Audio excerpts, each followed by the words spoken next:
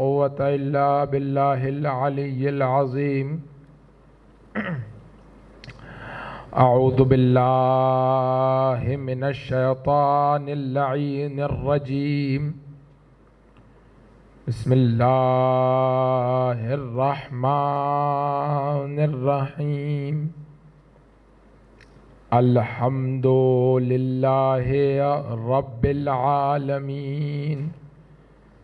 نحمده ونستعينه ونستغفره ونتوكل عليه ونصلي ونسلم على حبيبه ونجيبه وخيرته في خلقه حافظ سره ومبلغ رسالته بشیر رحمته ونذیر نقمته سیدنا ونبینا ومولانا ابی القاسم محمد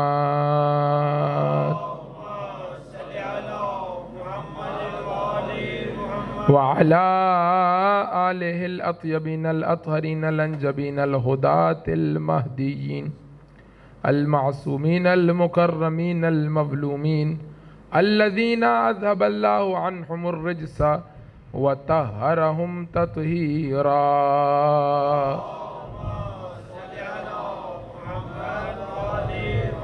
بهم نتولى ومن أعدائهم نتبرأ إلى الله.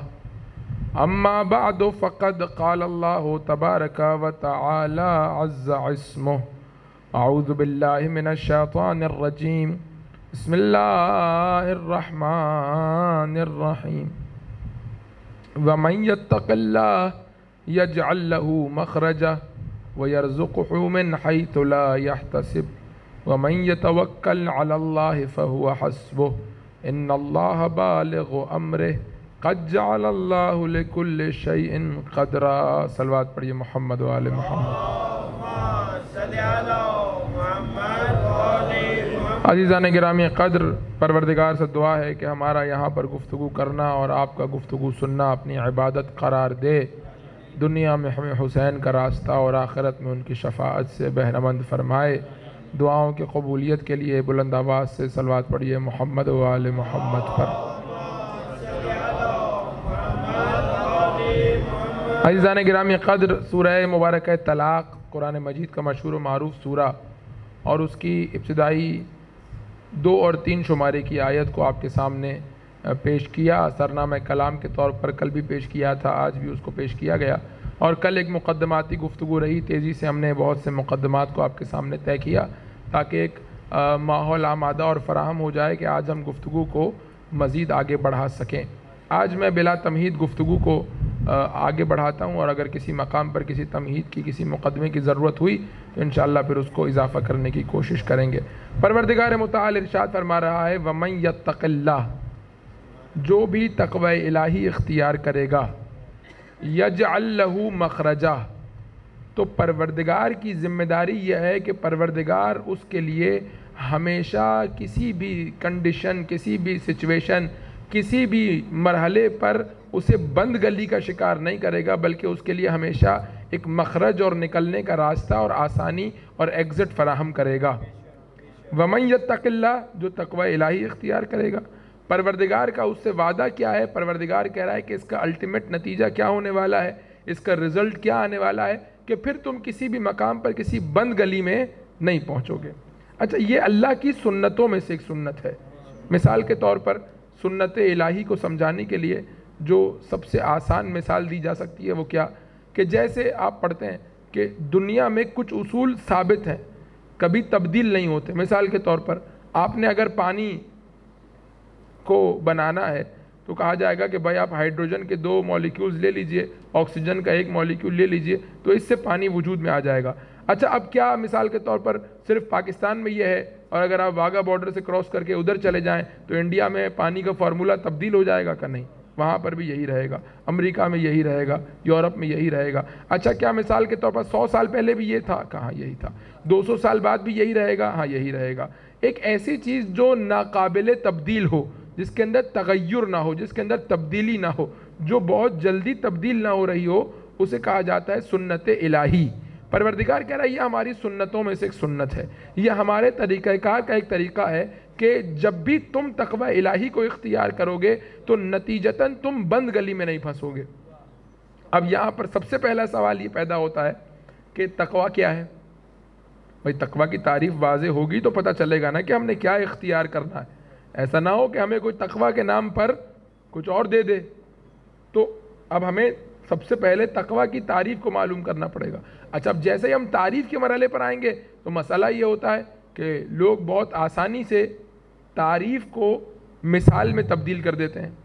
اچھا بعض چیزوں میں تو ایسا ہے کہ تعریف ہو نہیں سکتی، مثال ہی کے ذریعے سے آپ کو سہارا لینا پڑے گا۔ مثال کے طور پر کلرز، رنگ۔ اب آپ کسی کو کہیں پیلا کیسا ہوتا ہے، تعریف کرو، وہ آپ کو دکھا دے گا کہ بھائی ایسا ہوتا ہے۔ کہنے اس کی ڈیفینیشن کیا ہے؟ کہ ڈیفینیشن کچھ نہیں ہے، اسے پیلا کہتے ہیں۔ بھائی بلو کی تعریف کیا ہے؟ ڈیفینیشن کیا ہے؟ کہ ڈیفینیشن کچھ نہیں ہے، بھائی اس کو بلو کہتے ہیں۔ کوئی مثال کے طور پر کسی باہر ملک سے آئے، زندگی میں اس نے کبھی آم نہ کھایا ہو، آپ سے پوچھے آم کیسا ہوتا ہے، آپ کہیں میٹھا ہوتا ہے، وہ کہے کیسا؟ چینی جیسا میٹھا ہوتا ہے کہ نہیں؟ وہ گڑ جیسا میٹھا ہوتا ہے کہ نہیں؟ وہ سیب جیسا میٹھا ہوتا ہے نہیں؟ کیلے جیسا میٹھا ہوتا ہے؟ پھر کیسا میٹھا ہوتا ہے؟ وہ بتا نہیں سکتے، چکھنا پڑے گا، کھانا پڑے گا۔ ڈیفائن نہیں کیا جا سکتا، اس کی تعریف نہیں بیان کی جا سکتی، اس کی ڈیفینیشن نہیں بیان کی جا سکتی کہ آپ کو بتائیں کہ کیسا میٹھا ہوتا ہے۔ کھاؤ گے تو پتہ چلے گا کہ کیسا میٹھا ہوتا ہے۔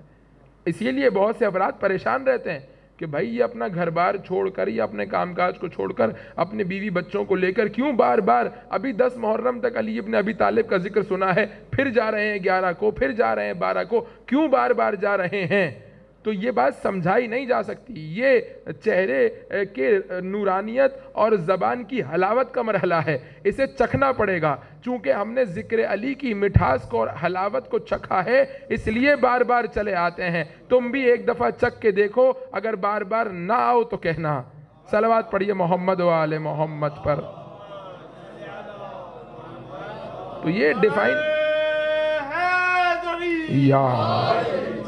تو یہ ڈیفائن کرنے کا مرحلہ نہیں ہے، یہ حلاوت کا مرحلہ ہے، یہ چکھنے کا مرحلہ ہے۔ اس کو چکھو، اس کی شیرینی کو، اس کی حلاوت کو، اس کے میٹھے پن کو محسوس کرو، تو پھر تمہیں پتہ چلے گا کہ کیا ہے ذکر علی میں۔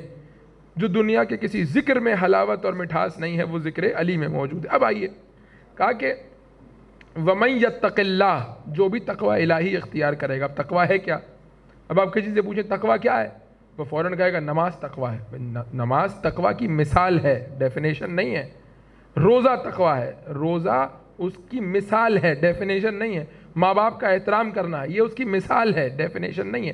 ڈیفینیشن کیا ہے، تعریف کیا ہے تقوی کی؟ اب میں بہت آسان سی ایک مثال پیش کروں تاکہ آپ کو تقوی کی تعریف سمجھ میں آ جائے۔ دیکھیے عزیزان گرامی قدر، اگر مجھے پتا ہو کہ ابھی یہ سامنے، بلکہ پتا ہے کہ سامنے یہ کیمرہ لگا ہوا ہے اور ریکارڈ ہو رہا ہے، تو اب میرے گفتگو کرنے کا انداز تبدیل ہو جائے گا۔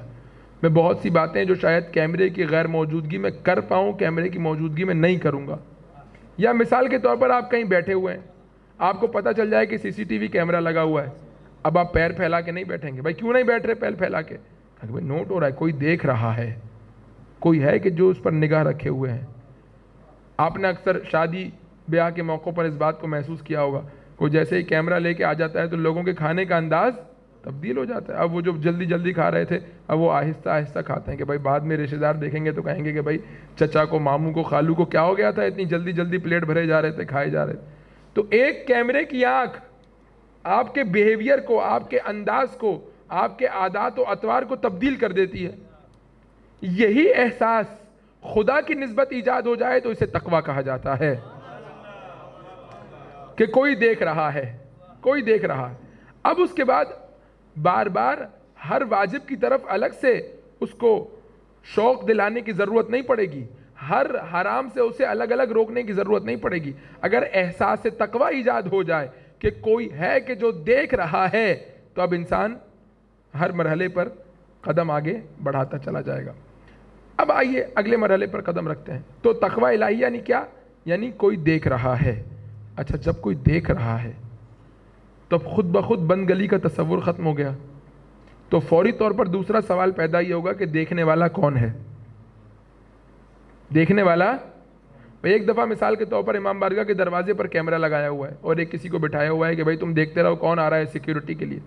اب وہ جو دیکھنے والا ہے وہ دیکھ رہا ہے لوگ آ رہے ہیں آ رہے ہیں آ رہے ہیں, اس کو کوئی پرواہ نہیں ہے. اگر کوئی دہشت گرد آئے گا تو وہ اٹھے گا اپنی جگہ سے, ورنہ وہ بیٹھا ہوا ہے دیکھ رہا ہے کہ آ رہے ہیں مومنین آ رہے ہیں مجلس میں شرکت کے لیے, آنے دو آنے دو آنے دو. لیکن اگر کوئی لگے گا مشکوک ہے تو فوراً جائے گا, اس کو روکے گا. تو اب کون دیکھ رہا ہے؟ دیکھنے والا وہ ہے کہ جس کے یہاں پر قرآن مجید کہتا ہے کہ فَمَن يَعْمَلْ مِثْقَالَ ذَرَّةٍ خَيْرًا يَرَهُ. مثقالہ ذرہ سے چھوٹی مثال نہیں ہو سکتی.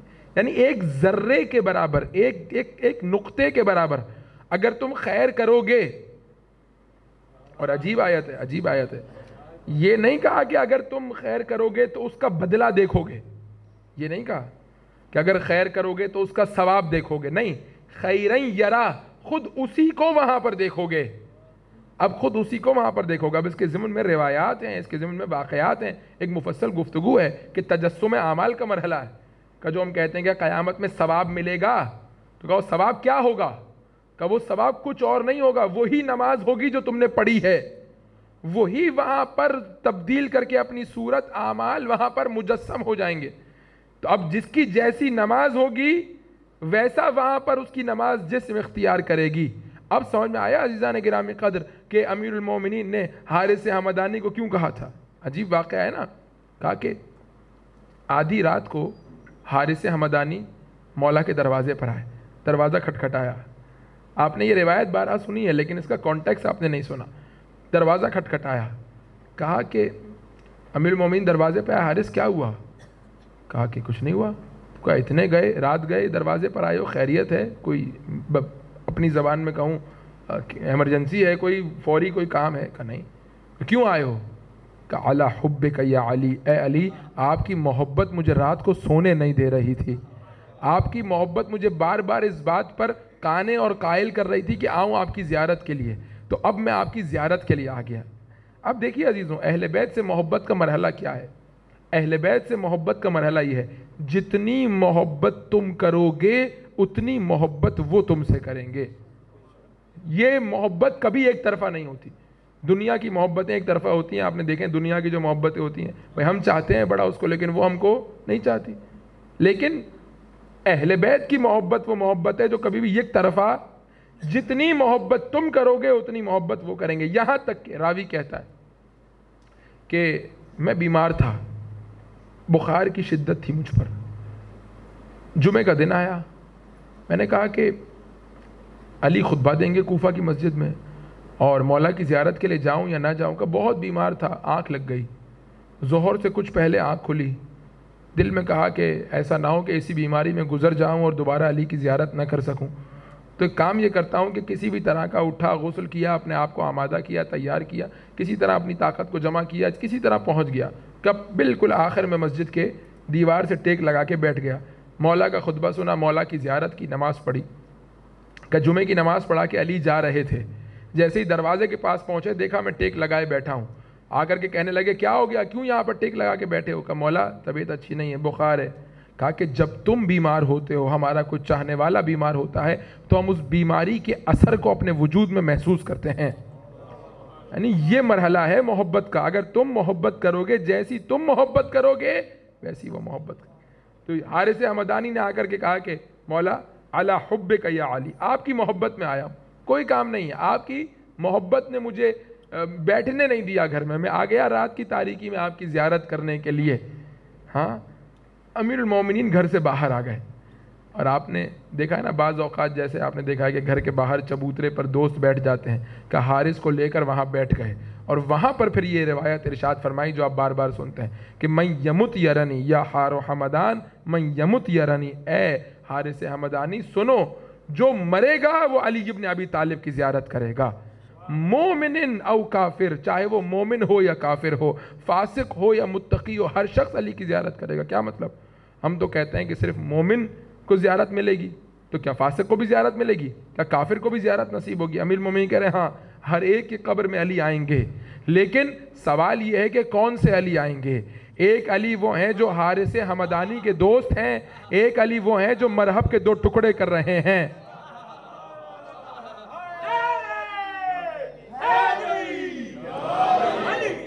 توجہ کر رہے ہیں؟ کون سے علی آئیں گے؟ علی تو آئیں گے، لیکن کون سے علی آئیں گے؟ جیسے خدا سے ملاقات کا مرحلہ ہے، خدا سے تو ہر ایک ملاقات کرے گا، لیکن کوئی خدائے غفور سے ملاقات کرے گا تو کوئی خدائے قاہر سے ملاقات کرے گا۔ خدا سے تو ہر ایک ملاقات کرے گا۔ بالکل اسی طرح علی سے کسی کی قبر خالی نہیں رہے گی، کسی کی قبر میں علی دوست بن کے آئیں گے، کسی کی قبر میں علی دشمن بن کر کے آئیں گے۔ تو اب سوال یہ ہے کہ علی سے کیسے ملاقات کرنا؟ تو کہا کہ تجسم اعمال کا مرحلہ ہے کہ جو تم کرو گے اسے وہاں پر ویسا ہی پاؤ گے، جو تم کرو گے اس تمہارے سامنے وہاں پر جسم اختیار کر لے گا، وہ تمہارا عمل وہاں پر مجسم ہو جائے گا۔ اب آئیے، تو جب کوئی عام دیکھنے والا جس کے بارے میں ہمیں پتا ہوتا ہے کہ بہت زیادہ توجہ سے نہیں دیکھ رہا ہے، ایسے ہی بیٹھا ہوا دیکھ رہا ہے، جب اس کی نسبت ہمارا انداز یہ ہوتا ہے کہ ہم بہت سارے کام نہیں کر رہے ہوتے، کیوں؟ کیونکہ وہ دیکھ رہا ہے۔ تو جب وہ دیکھ رہا ہے جس کے یہاں ذرہ ضائع نہیں ہوتا، تو اب انسان کا عمل کیسا ہونا چاہیے؟ انسان کی عادتیں کیسی ہونی چاہیے؟ انسان کا کردار کیسا ہونا چاہیے؟ اب یہاں سے خود بخود بند گلی کا تصور ختم ہو جائے گا۔ کیوں؟ کیونکہ جب وہ دیکھ رہا ہے تو بند گلی کیسی؟ بھئی دیکھنے والا دیکھ رہا ہے نا، تو جب دیکھنے والا دیکھ رہا ہے تو اب میری ذمہ داری کیا ہے؟ میری ذمہ داری یہ ہے کہ جو جس سچویشن میں ہوں وہاں پر ویسی ذمہ داری کو ادا کروں، اس ذمہ داری کو ادا کر کے کہوں پروردگار جو میری ذمہ داری بنتی تھی وہ میں نے ادا کی، جب ادا کر دی اب اس کے بعد جو تو نے انجام دینا ہے وہ انجام دے۔ بند گلی کا تصور ختم ہو جائے گا۔ کیوں؟ کیونکہ بند گلی کب آتی ہے؟ جب انسان فیصلہ نہیں کر پاتا کہ کیا کروں، اسے کہتے ہیں بند گلی۔ جب ڈیسیجن کے مرحلے پر، فیصلہ سازی کے مرحلے پر، بہت پہلے میں نے ایک تحقیق پڑھی تھی کسی جگہ پر، تو انہوں نے ایک عدد لکھا تھا، اس وقت میرے ذہن میں نہیں ہے، کہ اتنے فیصد ایکسیڈنٹ اس لیے ہوتے ہیں کہ انسان فیصلہ نہیں کر پاتا۔ کیا مطلب؟ کہا کہ جب روڈ کراس کر رہا ہے، سامنے سے گاڑی آ رہی ہے، آپ نے دیکھا ہے، کہا کہ ایک قدم آگے جائے گا، ایک قدم پیچھے آئے گا، ایک قدم آگے جائے گا، ایک قدم پیچھے آئے گا۔ فیصلہ سازی کے مرحلے پر مشوش ہو جاتا ہے، کنفیوز ہو جاتا ہے۔ نتیجہ کیا ہوتا ہے؟ نتیجہ یہ ہوتا ہے کہ ایکسیڈنٹ ہو جاتا ہے۔ اگر آگے بڑھ جائے تب بھی بچ جائے گا، پیچھے ہٹ جائے تب بھی بچ جائے گا، لیکن نہ آگے بڑھ پاتا ہے نہ پیچھے ہٹ پاتا ہے۔ اسی لیے آپ دیکھیے بعض اوقات خاص طور پر خواتین کے ساتھ یہ مسئلہ آتا ہے کہ بازار میں جا کے مشوش ہو جاتی ہیں، کنفیوز ہو جاتی ہیں۔ کیوں؟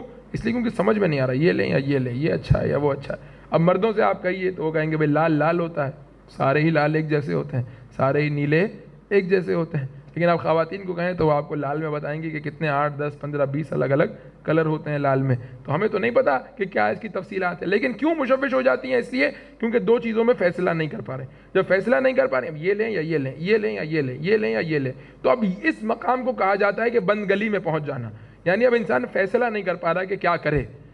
پروردگار کہہ رہا ہے کہ اگر تقوی الہی اختیار کرو گے، یعنی تمہارا ذہن یہ گواہی دے کہ کوئی دیکھ رہا ہے، تو اب بند گلی کا تصور خود بخود ختم ہو گیا۔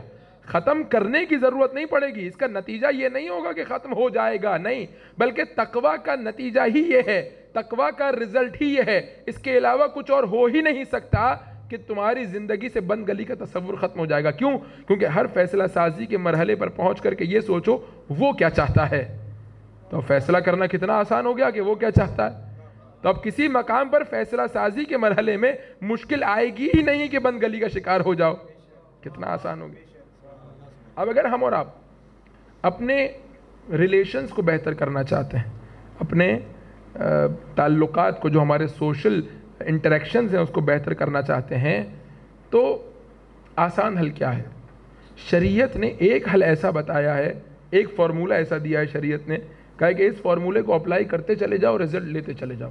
ایک فارمولہ ہر رشتے کے لیے، ماں باپ اور والدین کا رشتہ، زوجہ اور شوہر کا رشتہ، بچوں کے ساتھ رشتہ، رشتہ داروں میں آپس میں تعلق اور بندھن اور ایک دوسرے کے ساتھ جو ہے وہ کنیکشن، دوستوں میں، استاد اور شاگرد کے درمیان، کہیں بھی جتنے بھی تمہارے مخلوق کے درمیان جتنے بھی تعلقات ہیں، سب کو بہتر کرنے کا پروردگار نے، شریعت نے، دین نے، اسلام نے ایک حل بتایا ہے۔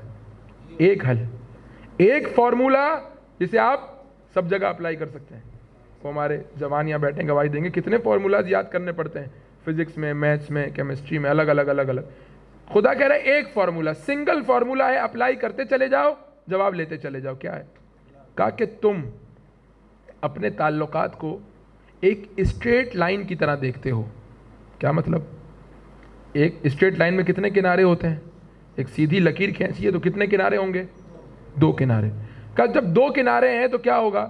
یہ 2 لوگ 2 کناروں پر ہیں، میاں بیوی، بچے والدین، دوست دوسرا دوست، رشتہ دار دوسرا رشتہ دار، استاد شاگرد. اب جب آپ اس طرح سے رشتے کو دیکھیں گے تو کیا ہوگا؟ اب یہ میرے ساتھ برا کرے گا تو میں اس کے ساتھ برا کروں گا، یہ نہیں بولے گا تو میں نہیں بولوں گا، اگر یہ مجھے تنگ کرے گا میں اس کو تنگ کروں گا، یہ میرے ماں باپ کی عزت نہیں کرے گی میں بھی اس کے ماں باپ کی عزت نہیں کروں گا. اب یہ 2 نقطے ہو گئے. پروردگار کہہ رہا ہے کہ اس رشتے کو صرف ایک دفعہ تبدیل کر لو، اس کے فارمولے کو تبدیل کر لو، پھر سارے مسئلے آٹومیٹک حل ہو جائیں گے. کہا کیا؟ کہ اسے ایک لکیر سے نکالو اور ایک مثلث کی صورت میں لے آؤ، ٹرائنگولر بنا لو. ایک کنارے پر زوجہ، ایک کنارے پر شوہر، تیسرے کنارے پر خدا. اب کیا ہوگا؟ یہ مجھے برا کہتی ہے، میں نہیں کہوں گا.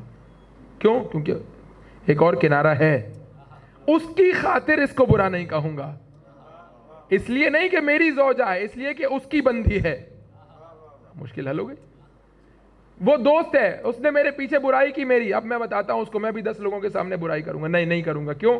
اس کی خاطر نہیں، اس نے تو برائی کی ہے، صرف اس کو دیکھوں تو مجھے بھی برائی کرنی چاہیے، لیکن میں صرف اسے نہیں دیکھ رہا، میں اسے دیکھ رہا ہوں جس کی خاطر میں اس سے برائی نہیں کروں گا. سارے کے سارے مسئلے خود بخود سولو ہوتے چلے جائیں گے، حل ہوتے چلے جائیں گے. اب آئیے، رسول اللہ نے شادی کی، حضرت فاطمہ زہرا سلام اللہ علیہا کی صلوات پڑھیے محمد و آل محمد. شادی کی اور شادی کے نتیجے میں کہا کہ اے علی کتنا مہر دے سکتے ہو؟ کہ میرے پاس نہیں ہے مہر دینے کے لیے. کیا بیچ سکتے ہو؟ کہ زرہ بیچ سکتا ہوں. بیچو. اب دیکھیے، رسول اللہ یعنی اور امیر المومنین یہ وہ گھرانہ ہے کہ اگر مٹی کو ہاتھ میں اٹھا لے مٹی سونا بن جائے، لیکن طریقہ کار بتا رہے ہیں، ایک نمونہ عمل کے طور پر زندگی گزار رہے ہیں کہ کیسے شادی کرنی چاہیے ہے. ہم تو مٹی کو اٹھا کے سونا بنا لیں گے، تم کیا کرو گے؟ ہم کیسے سیکھیں گے کہ کیا کرنا ہے؟ کہا کہ مہر کیا دے سکتے ہو؟ جیسے نکاح ہوا کا مہر دو، زرہ بیچی مہر دیا، مہر لے جا کے دیا ام سلمہ کو. ام سلمہ سے کہا اے ام سلمہ، اس کے ذریعے سے، اس مہر سے فاطمہ زہرا کے لیے جو گھر میں بنیادی اسباب کی ضرورت ہے وہ لے لو. نتیجہ کیا ہوا؟ اب دیکھیے، شریعت نے جو قانون دیا ہے کتنا خوبصورت ہے. ہوا کیا؟ شوہر کا واجب ادا ہو گیا، شوہر کے گردن پر جو واجب تھا مہر کا وہ ادا ہو گیا، باپ کے کاندھوں پر بوجھ نہیں آیا، بیٹی کے لیے وسائل کا انتظام ہو گیا. سارے مسئلے شریعت نے جو قانون دیا ہے اس کے تحت. اب ہمارے یہاں کیا ہے؟ شوہر مہر نہیں دے گا. کب تک؟ جب تک خدا نخواستہ طلاق تک نوبت نہ پہنچ جائے تو مہر نہیں دے گا. جب مہر نہیں دے گا تو وہاں سے لڑکی کے باپ کے کندھے پر بوجھ آئے گا. پھر نتیجتاً اس کے ذہن میں یہ آئے گا کہ اس نے تو اتنا دیا تھا، اس نے تو اتنا دیا تھا، اب مجھے بھی دینا ہے. اب وہ قرض لے گا، فلاں حلال حرام جہاں سے بھی آئے لو، خریدو، کسی بھی طرح سے جو ہے وہ جہیز جمع کرو. لیکن اگر لڑکے کے مہر سے جہیز لیا جا رہا ہو تو تمہیں گاڑی چاہیے، 2 گاڑی جتنا مہر، تمہیں جو بھی چاہیے اتنا مہر دو، جتنا تم مہر دو گے اتنا ہم اس کے لیے وسائل کا انتظام کریں گے. تو خود بخود معاشرتی مسائل کیا ہو جائیں گے؟ سالو ہونا شروع ہو جائیں گے. اب یہ موضوع گفتگو نہیں ہے اور میں اس طرح کی باتیں کرنے کا عادی بھی نہیں ہوں، لیکن اب چونکہ مثال آ گئی تھی تو میں نے پیش کر دیا آپ کے سامنے. آگے بڑھتے ہیں. کہا کہ جیسے ہی شادی ہوئی تو جیسے ہی رات گزری، صبح رسول اللہ پہنچے، دروازہ کھٹکھٹایا، فرمایا کیف اصبحتی، کیسے تم نے علی کے ساتھ رات گزاری، تمہارا علی کے ساتھ رشتہ کیسا رہا. اب دیکھیے، اب آج کل کا زمانہ ہو تو پہلے دن تو شوہر کتنا اچھا لگتا ہے بھائی، بہترین شوہر دنیا کا یہی ہے. لیکن حضرت زہرا کا اب جواب دیکھیے، فرمایا بابا نعم العون علی طاعت اللہ، میں نے اللہ کے راستے میں علی کو بہترین مددگار پایا. دیکھیے آپ یہ جواب دیکھیے کیا مطلب یہ کہ یہ رشتہ جو آپ نے میرے اور علی کے درمیان قائم کیا ہے یہ 2 طرفہ رابطہ نہیں ہے کہ وہ میرے ساتھ اچھا تو میں اس کے نہیں، بلکہ دراصل ہم دونوں مل کر خدا کی طرف سفر کریں. یہ رشتے کی کامیابی ہے کہ دونوں خدا کی طرف بڑھیں. اور پھر جب میاں اور بیوی خدا کی طرف بڑھیں گے تو نتیجہ کیا ہوگا؟ پھر اس گھر میں حسن و حسین جیسے پھول ہے کہ جو پروردگار عطا کرتا ہے. کیوں؟ کیونکہ خدائی گھر ہو گیا.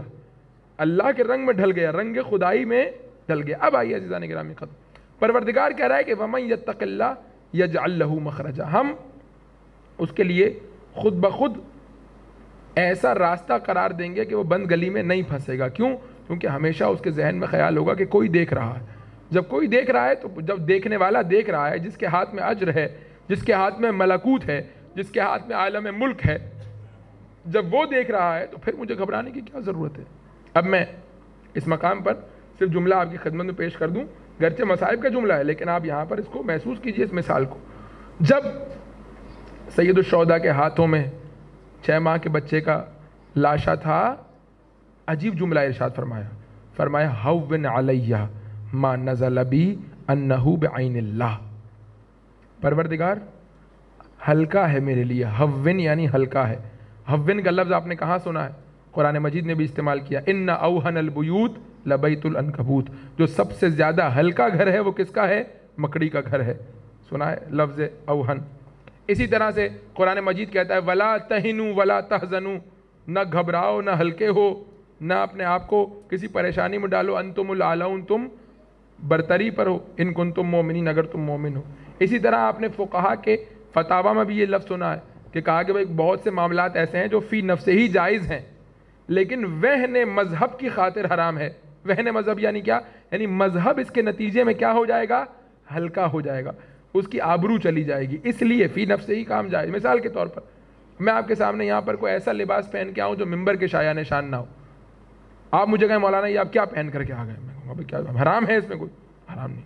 پھر کہا کہ آپ یہاں پر بیٹھ کر کے جب مجلس پڑھ رہے ہیں تو آپ مکتب کو ریپرزینٹ کر رہے ہیں. جب آپ مکتب کو ریپرزینٹ کر رہے ہیں تو آپ کو کوئی ایسا کام نہیں کرنا چاہیے کہ جو وہن مذہب کا باعث بنے. امام صادق نے فرمایا نا کہ کونوا لنا زینا,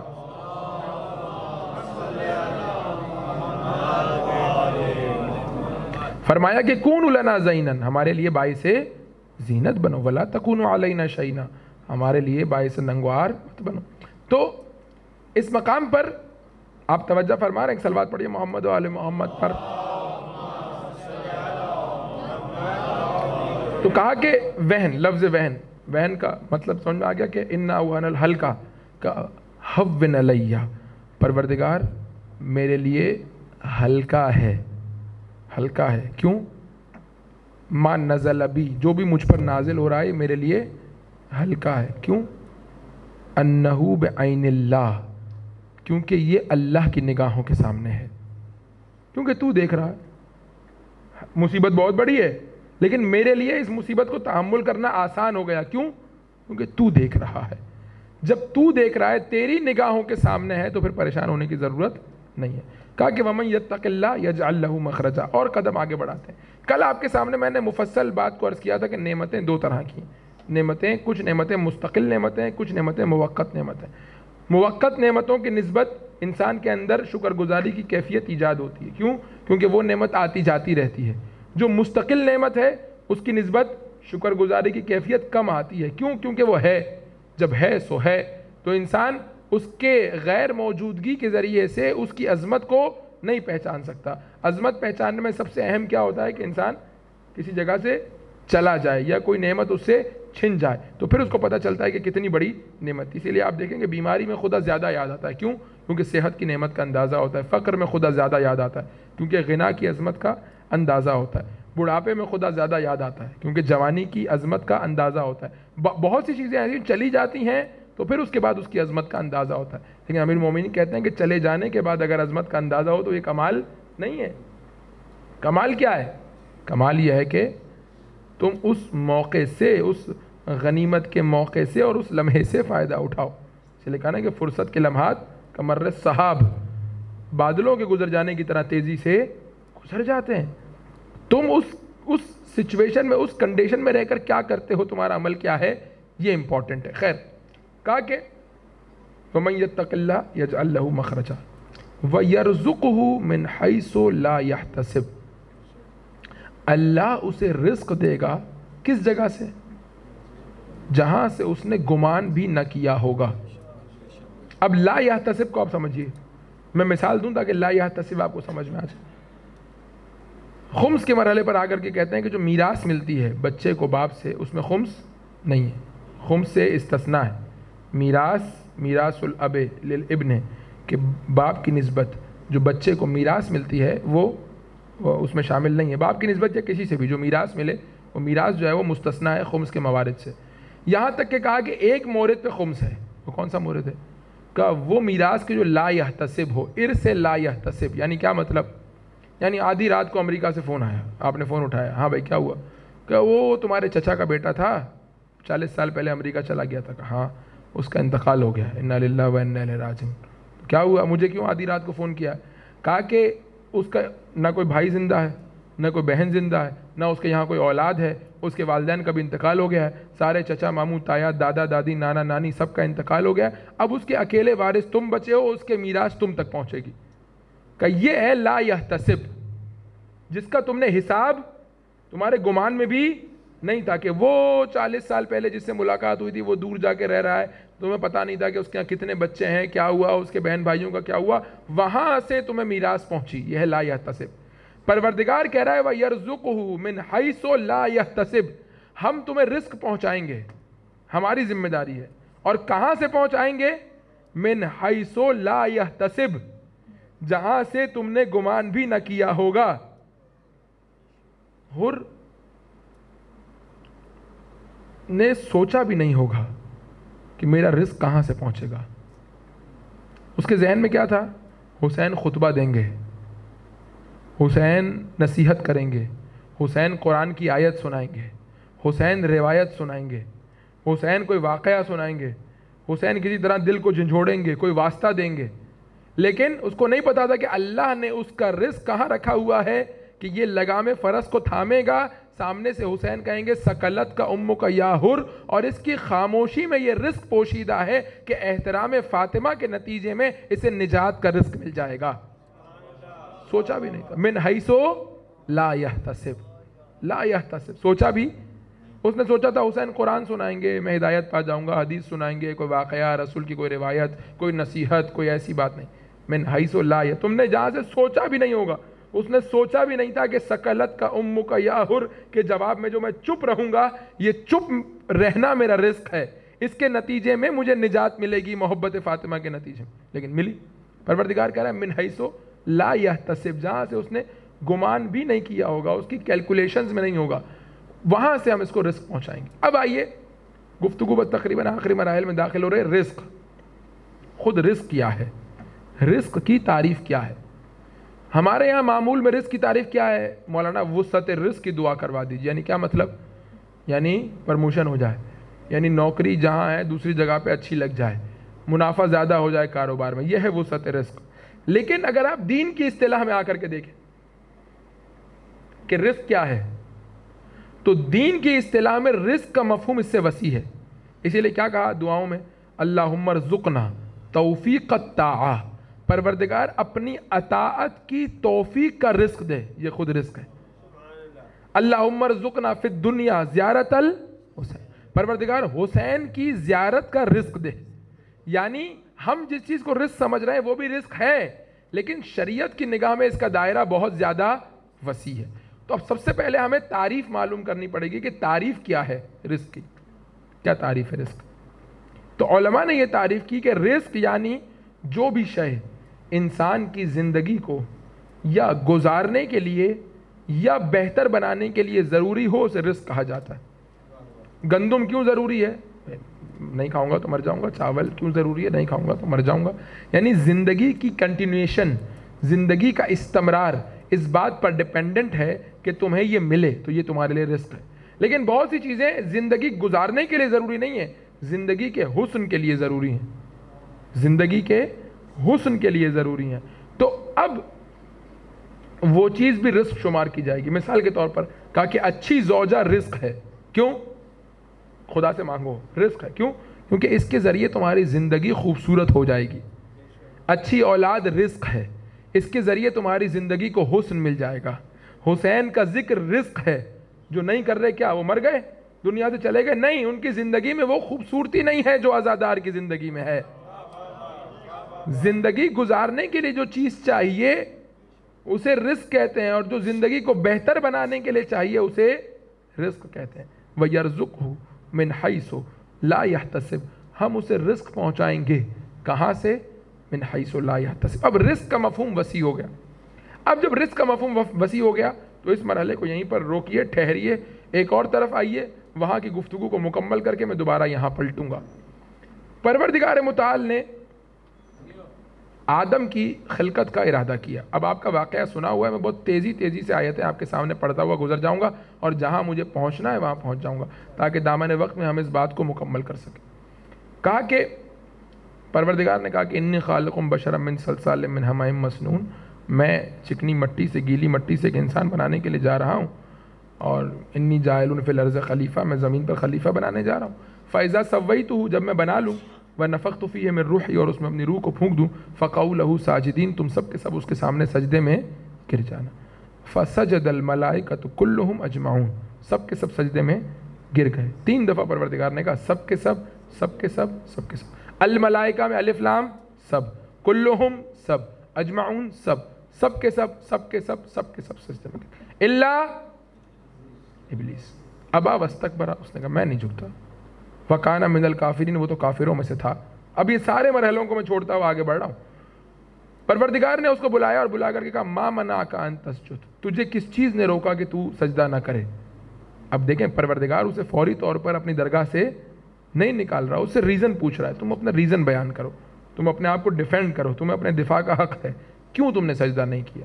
اس نے کہا پروردگار خلقتنی من نار, تو نے, توجہ کیجئے گا, تو نے مجھے آگ سے بنایا ہے. اس کا مطلب خالقیت کا منکر, تو نے مجھے بنایا ہے آگ سے. خلقتہ من طین, تو نے اسے مٹی سے بنایا ہے, اور تو نے ہی یہ قاعدہ بنایا ہے کہ آگ مٹی سے افضل ہوتی ہے یا نہیں. اب ایک لمحے کے لیے, اب میں یہ تو نہیں کہوں گا کہ شیطان کی طرف آ کر کے سوچئے, لیکن ایک لمحے کے لیے ذرا اس لاجیکل جواب کو آپ ملاحظہ کیجئے.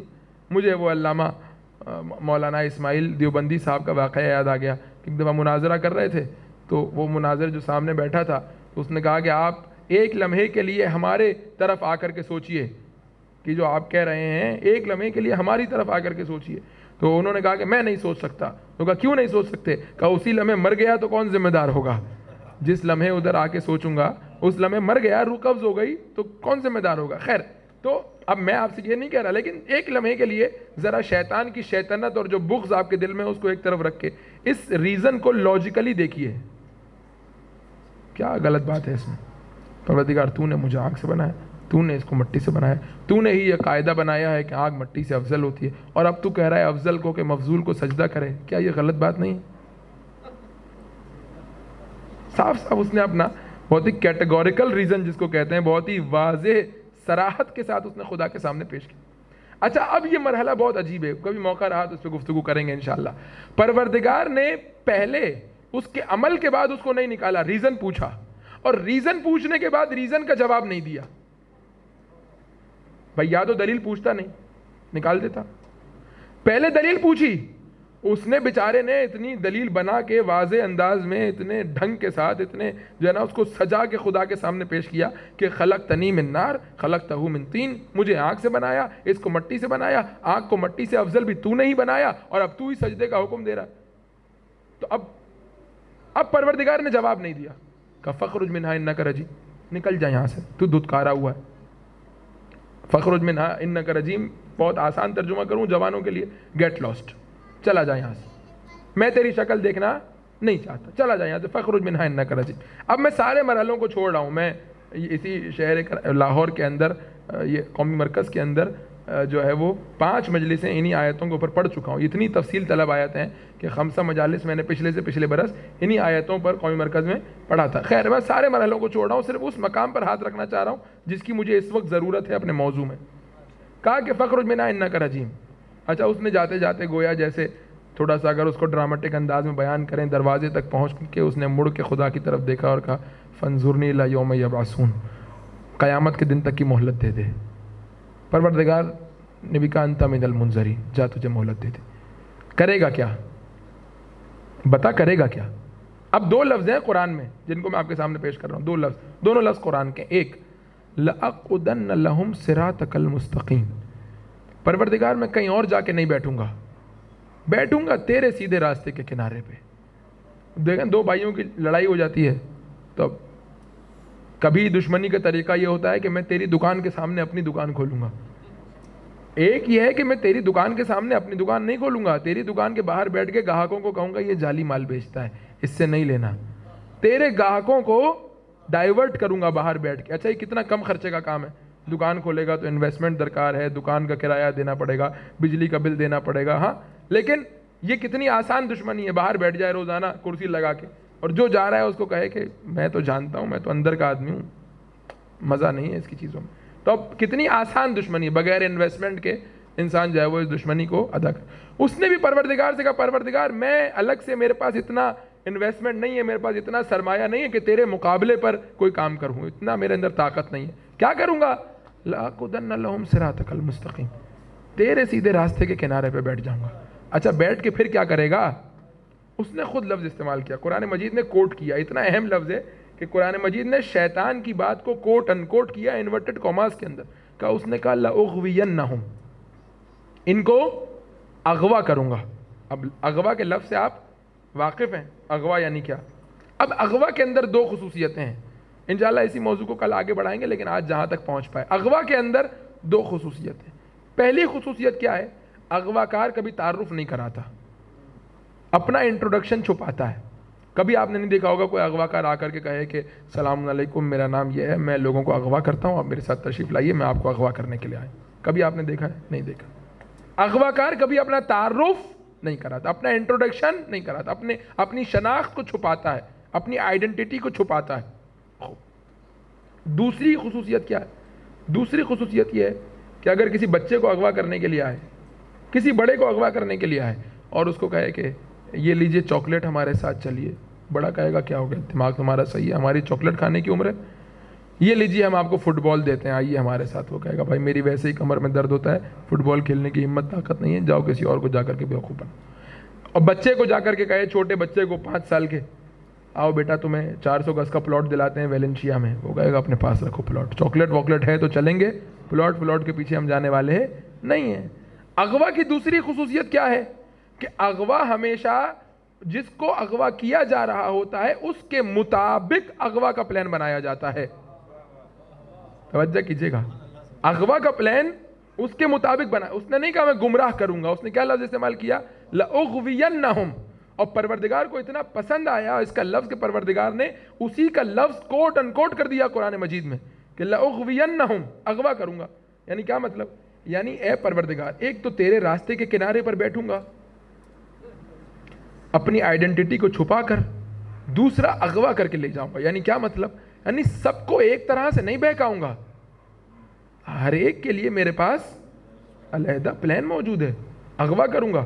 جس طرح دنیا کا اغوا کار بڑے کو چاکلیٹ نہیں دیتا اور بچے کو پلاٹ کے کاغذ نہیں دکھاتا، اس طرح میں بھی بیوقوفی کا کام نہیں کروں گا، بہت پیار محبت سے اغوا کر کے لے جاؤں گا۔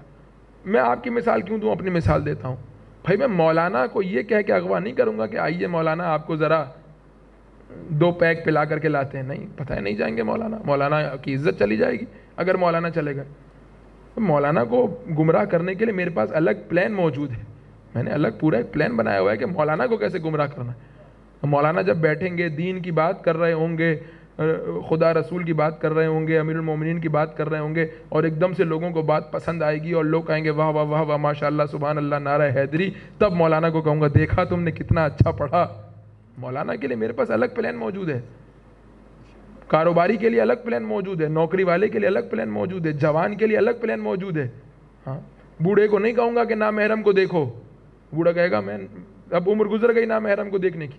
جوان کو نہیں کہے گا مثال کے طور پہ کہ تم مال سے محبت کرو بہت زیادہ، جوان کو نامحرم کے پیچھے لگائے گا، بوڑھے کو مال کے پیچھے جائیداد کے پیچھے لگائے گا، ہر ایک کے لیے میرے پاس الگ الگ پلان موجود ہے۔ لَأُغْوِيَنَّهُمْ، اب اگر اس مقام پر میں گفتگو کو چھوڑ دوں تو ساری محنت بیکار ہو جائے گی، اس لیے آپ 2-4 منٹ اور تحمل کیجیے تاکہ میں گفتگو کو ایسے مقام پر چھوڑوں کہ جہاں سے کل میں اس گفتگو کو اٹھا سکوں۔ صلوات پڑھیے محمد و آل محمد۔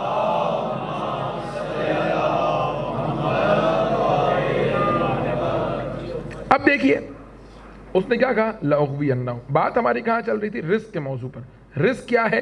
یا جو زندگی کو گزارنے کے لیے ضروری ہو، یا زندگی کے استمرار کے لیے ضروری ہو، یا زندگی کے حسن کے لیے ضروری ہو، زندگی کی خوبصورتی کے لیے، زندگی کی بیوٹی کے لیے ضروری۔ اب سب سے بڑا رزق کیا ہے خدا کی طرف سے؟ سب سے بڑا رزق کیا ہے؟ جو بھوک سے بچا لے وہ رزق، جو پیاس سے بچا لے وہ رزق، جو تنہائی سے بچا لے وہ رزق۔ توجہ کر رہے ہیں؟ دنیا میں جو انسان کو زحمت سے بچا لے وہ رزق۔ گاڑی رزق ہے، کیوں؟ کیونکہ زحمت سے بچاتی ہے۔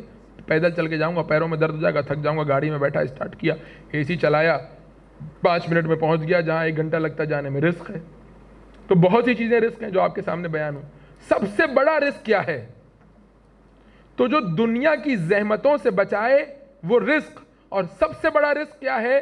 جو تمہیں شیطان سے بچائے، جو جہنم سے بچائے۔ اسی لیے کہا گیا کہ پروردگار کی نعمتوں میں سے نعمت عظمیٰ اور پروردگار کی طرف سے جو رزق ہے اس میں سے اعلیٰ اور بہترین رزق امام معصوم ہے۔ کیوں؟ اس لیے کیونکہ وہ تمہیں اللہ کے راستے میں شیطان کے اغوا سے بچاتا ہے اور نجات کی طرف لے کر کے جاتا ہے۔ جو دنیا میں تمہیں چھوٹی چھوٹی مشکلات سے نجات دے وہ اپنے مقام پر رزق ہے، لیکن جو اللہ کے راستے میں تمہیں نجات کا راستہ دکھائے اور جہنم سے بچائے اس سے بڑا کوئی رزق نہیں ہے۔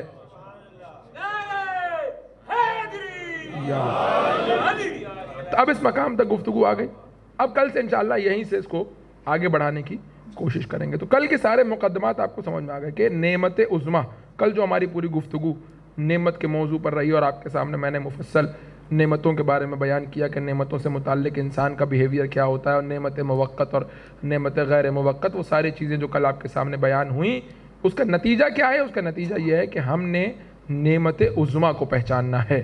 اچھا، جیسے ہی عرفان امام آ گیا، عرفان اہل بیت آ گیا، عرفان معصوم آ گیا، نتیجہ کیا ہوگا؟ اس کے پاس صرف ایک خصوصیت ہے، وہ کیا ہے؟ اغوا۔ اغوا کے علاوہ اس کے پاس کچھ بھی، اگر ہم نے اپنے آپ کو اغوا سے بچا لیا تو حتماً نجات تک پہنچ گئے۔ اغوا سے بچنے کے لیے کس کے ساتھ آنا پڑے گا؟ جو اغوا سے بچائے، جسے خدا نے یہ ذمہ داری دے کے بھیجا ہے کہ جہاں یہ میرے صراط مستقیم کے کنارے بیٹھا رہے گا اور اغوا کرتا رہے گا، وہاں کوئی ایسا بھی تو ہونا چاہیے کہ جو باب اللہ ہو، اور جو وہاں پر بیٹھ کر جہاں وہ گمراہ کر رہا ہے وہیں بیٹھ کر یہ ہدایت کرے۔ تو اس مقام تک بس گفتگو کو میں لانا چاہ رہا تھا اور گفتگو آ گئی۔ اب آپ ہدایت کے مرحلے کو دیکھیے۔ سید الشہداء کربلا کے میدان میں جب وہ خنجر لے کر کے سید الشہداء کے قریب آیا، سید الشہداء نے کہا کہ مت قتل کر مجھے، تیری عاقبت خراب ہو جائے گی، تو ہمیشہ کے لیے ملعون ہو جائے گا۔ کتنا حسین کا دل دکھ رہا ہے اس کی ہدایت کے لیے۔ کیوں؟ کیونکہ حسین نعمت عظمیٰ ہے، حسین سفینہ نجات ہے۔ نجات کی کشتی اتنی وسیع ہے، اتنی سری ہے کہ قاتل کے لیے بھی دل دکھ رہا ہے۔ یہ حسین ابن علی۔ بس عزیزوں، ایک دفعہ 11 محرم کی صبح یہ قافلہ چاہتا تھا کہ روانہ ہو، سب بیبیوں کو زینب نے سوار کرایا، سید سجاد کو سوار کرایا۔ ایک دفعہ اپنی اماری کے قریب آئیں تو مدینے کا منظر ذہن میں آ گیا۔ انیس کہتے ہیں کہ مدینے کا منظر لکھ رہے ہیں، انیس روانگی کا منظر لکھ رہے ہیں جب زینب روانہ ہو رہی تھی مدینہ سے۔ کہتے ہیں کہ پہنچی جو ہی ناقے کے قریں دختر حیدر، خود ہاتھ پکڑنے کو بڑے صفت پیمبر، فضا تو سنبھالے ہوئے تھی گوشہ چادر، تھے پردہ محمل کو اٹھائے علی اکبر، فرزند کمر بستہ چپ و راست کھڑے تھے، نالین اٹھا لینے کو عباس کھڑے تھے۔ اس شان سے زینب مدینہ سے نکلی تھی۔ اب جو 11 محرم کو قافلہ روانہ ہو رہا ہے، سب بیویوں کو تو زینب نے سوار کرا دیا، سب بچیوں کو تو زینب نے سوار کرا دیا، سید سجاد کو زینب نے سوار کرا دیا، لیکن جیسے ہی اپنے اماری کے قریب آئی، آنکھوں میں آنسو آئے، فرات کا رخ کر کے کہا، عباس اب سے پہلے جب بھی بیٹھی تھی تم نے بٹھایا تھا، جب بھی اتری تھی تم نے اتارا تھا، آج بہن جا رہی ہے، بہن کو سوار کروانے کے لیے نہ آؤ گے؟ ایک دفعہ آواز آئی، پھوپھی اماں آپ غم نہ کیجیے، اگر کوئی سوار کروانے والا نہیں ہے سید سجاد آپ کو سوار کرائے۔ ایک دفعہ قافلہ روانہ ہوا، کہا گیا قافلے کو مقتل سے گزارا جائے۔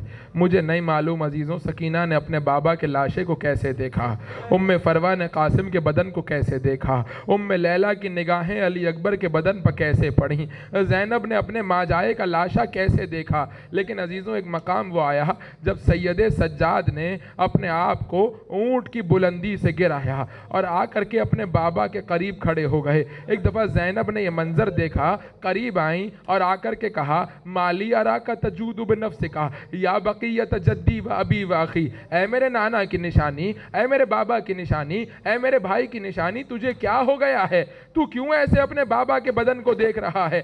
میں یہ تیری کیا حالت دیکھ رہی ہوں؟ ایک دفعہ تڑپ کے کہا پھوپھی اماں جس کا جوان بیٹا زندہ ہو اس کے بابا کا لاشا بے گور و کفن پڑا رہے، اس کے بابا کا لاشا بے گور و کفن پڑا رہے کہ بیٹا غم نہ کرو، میں نے اپنے بابا سے سنا ہے یہاں دور دور سے زائر زیارت کے لیے آئیں گے، یہاں قبریں بنیں گی، یہاں مزار بنیں گے، یہاں روزے بنیں گے۔ ایک دفعہ کہا پھوپھی اماں یہ تو مجھے بھی معلوم ہے، لیکن اس بیٹے کے دل سے پوچھئے جو اپنے بابا کے لاشے کو بے گور و کفن کربلا کے بن میں چھوڑ کے جا رہا ہے۔ کہ ایک دفعہ زینب نے اپنے آپ کو اپنے بھائی کے لاشے پر گرایا اور عجیب جملہ زبان پہ آیا، یا رسول اللہ، مدینے کا رخ کر کے کہا نانا صلی اللہ علیہ ملیکۃ السما، نانا آسمان کے فرشتے آپ پر سلام بیچتے ہیں، ھذا حسین، نانا یہ تیرا حسین ہے، نانا یہ وہی حسین ہے جس کی خاطر تو اپنے سجدوں کو طولانی کر دیتا تھا، جس کو تو اپنی گود میں بٹھاتا تھا،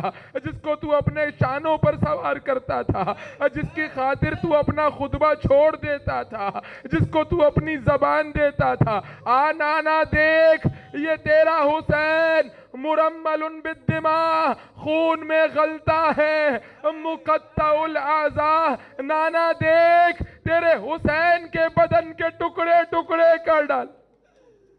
اور اب اس کے بعد ایک عجیب جملہ کہا، عجب نہیں یہ جملہ جب زینب نے کہا ہو، قبر رسول کو زلزلہ آیا ہو، کہا نانا آ کر کے دیکھ وہ بناتک سبایا، تیری بیٹیاں اسیر ہو گئی نانا، نانا تیری زینب کے ہاتھوں میں رسن بن گئی نانا، نانا تیری زینب کی چادر چھن گئی نانا۔ کہا کہ ایک دفعہ جب یہ قافلہ روانہ ہو گیا، مولا اعجاز امامت سے آئے 12 محرم کو، بنی اسد کے قبیلے والے جب دیکھا کہ سب فوجیں چلی گئی ہیں، آئے لاشوں کو دفنانے کے لیے۔ لاشوں کو دفنانا چاہتے ہی تھے کہ مولا سید سجاد آئے، کہا ہٹ جاؤ میں لاشوں کو دفناؤں گا۔ ایک ایک لاشے کو دفنایا، حسین کے لاشے کو لحد میں اتارا، علی اصغر کو حسین کے سینے پر رکھا، علی اکبر کو حسین کے پائنتی کی طرف دفنایا۔ عزیزوں جب حسین کو قبر میں اتار دیا نا تو اس کے بعد قبر میں اترے، اور قبر میں اترنے کے بعد کہا بابا اے کاش تم زندہ ہوتے بابا تو دیکھتے کیسے تمہارے سید سجاد کو اسیر کر کے لے جایا جا رہا ہے، بابا تم دیکھتے کیسے مجھے بے کجاوا اونٹوں پر بٹھایا گیا ہے۔ میں عین مقتل کے جملے پڑھ رہا ہوں کہ جب حسین سے بات کی نا تو اپنے بارے میں بات کی، اپنے بارے میں بات کی، بابا تو اپنے بیٹے کو دیکھتا کیسے تیرا بیٹا اسیر و غریب ہو گیا۔ کہ ایک دفعہ قبر کو بند کر دیا، بنی اسد والے جانے لگے، کہ رکو ایک اور لاشا بھی ہے، کہ ہمیں تو کوئی لاشا نظر نہیں آتا، کہ چلو فرات کے کنارے میرے چچا عباس کا لاشا ہے، فرات کے کنارے پہ آئے، ایک قبر کھودی، ایک دفعہ عباس کے لاشے کو اٹھایا۔ عزیزوں جانتے ہیں کیسے اٹھایا؟ عباس کا لاشا ٹکڑے ٹکڑے کر دیا ہے اشقیاء نے، کہ سید سجاد نے ایک چٹائی میں عباس کے لاشے کو رکھا اور اس چٹائی کو قبر میں اتارا۔ اس چٹائی کو سید بحر العلوم کا واقعہ آپ کے ذہنوں میں ہے نا، ایک دفعہ حضرت عباس کی قبر خراب ہو گئی، اس کی مرمت کی ضرورت پیش آئی، انہوں نے کاریگر کو بلایا کہ مرمت کرو، میں یہاں بیٹھا ہوں نگرانی کر رہا ہوں۔ کہ مرمت کرتے کرتے کاریگر اٹھ کے آیا اور آ کر کے کہا کہ آقا آپ لوگ ہی پڑھتے ہیں کہ جب عباس گھوڑے پر بیٹھتے تھے تو عباس کے پیر عباس اس گھوڑے کے سر تک آتے تھے، بلند قامت تھے عباس۔ کہاں اس میں کوئی شک نہیں ہے کہ آقا اگر یہ روایت صحیح ہے تو یہ بتائیے کہ یہ قبر کسی بچے کی قبر کیوں معلوم ہوتی؟ یہ ایسا لگتا ہے کسی چھوٹے بچے کو دفنایا گیا ہے۔ کہ سید بحر العلوم اٹھے، دیوار پہ اپنے سر کو مارا اور زار زار رونے لگے۔ کیا ہو گیا؟ میں نے کوئی گستاخی کر دی؟ کوئی غلط سوال پوچھ لیا؟ کہ نہیں، تم نے سوال صحیح پوچھا لیکن تم نے ایسی مظلومیت مجھے یاد دلا دی کہ مجھے رونا آ گیا۔ کہا کیا مظلومیت ہے؟ کہا جب حسین عباس کے علم کو لے کر کے چلے نا، حسین نے کوئی لاشا مقتل میں نہیں چھوڑا، سارے لاشیں اٹھا کر کے لائے۔ کہا یہ واحد لاشا تھا جسے حسین نے مقتل میں چھوڑ دیا۔ حسین علم لے کر کے چلے، کہا وہاں ساری فوج جمع ہو گئی، سب نے اپنی اپنی تلواروں کو نکالا اور عزیز و ام البنین کے لال کو ٹکڑے ٹکڑے کر دیا۔ کہا اس لیے عباس کی قبر اتنی چھوٹی۔ ایک دفعہ قبر میں اتارا اور قبر میں اتارنے کے بعد بنی اسد والوں کو کہا ذرا دور چلے جاؤ۔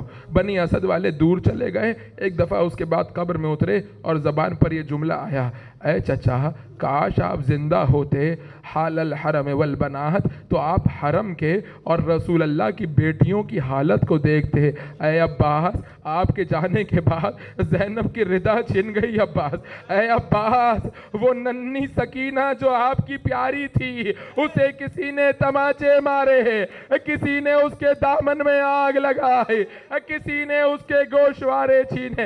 اے عباس اچھا ہوا آپ زندہ نہ تھے، اگر آپ زندہ ہوتے تو دیکھتے کیسے رسول کی بیٹیاں درباروں اور بازاروں الا ولعنت اللہ علی القوم الظالمین وسیعلم الذین ظلموا ای منقلب ینقلبون۔